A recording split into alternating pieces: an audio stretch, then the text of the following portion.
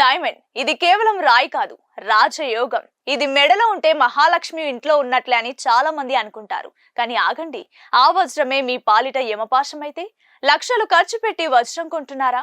ఒక్క నిమిషం ఈ వీడియో చూడండి, లేకపోతే మీ జీవితం తలకిందులు కావచ్చు. వజ్రం శుక్రుడికి సంబంధించిన రత్నం.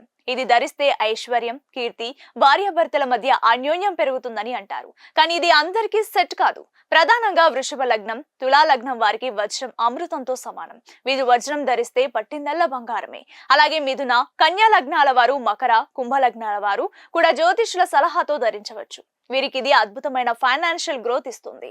ఇక ఎవరు అస్సలు ధరించకూడదంటే మేష లగ్నం, వృశ్చిక లగ్నం వారు. వజ్రానికి ఎంత దూరంగా ఉంటే అంత మంచిది. కుజుడికి, శుక్రుడికి పడదు. మీరు కనుక వజ్రం ధరిస్తే విపరీతమైన అనారోగ్య సమస్యలు, యాక్సిడెంట్లు, రక్త సంబంధిత వ్యాధులు, ఇంకా చెప్పాలంటే వైవాహిక జీవితంలో గొడవలు వచ్చి విడిపోయే ప్రమాదం కూడా ఉంది. ఇలాంటి ఇంట్రెస్టింగ్ ఆస్ట్రాలజీ ఫ్యాక్ట్స్ కోసం మన కొలుగురి 24/7 న్యూస్ టీవీ ఛానల్ ని సబ్స్క్రైబ్ చేసుకోండి.